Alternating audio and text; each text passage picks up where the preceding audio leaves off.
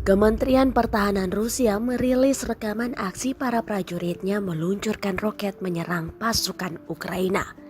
Videonya diunggah di channel YouTube Kementerian Pertahanan Rusia Jumat 25 Maret 2022. Nampak dalam rekaman, mereka berada dalam sebuah truk militer yang disebutkan memiliki persediaan senjata artileri. Mereka mengendarai mobil sampai pada titik serangan. Tak berselang lama, para prajurit Rusia itu meluncurkan senjata artileri ke udara bak roket.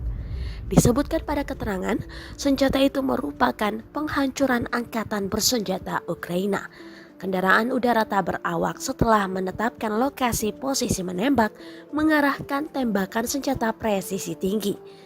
Pos komando dan bagian artileri dari baterai angkatan bersenjata Ukraina dihancurkan oleh tembakan tepat dari amunisi berpemandu presisi.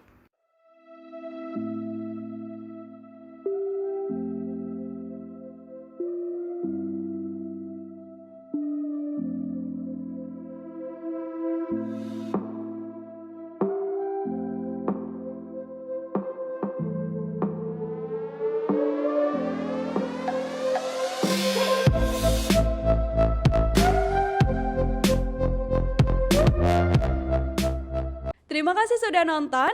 Jangan lupa like, subscribe, dan share ya.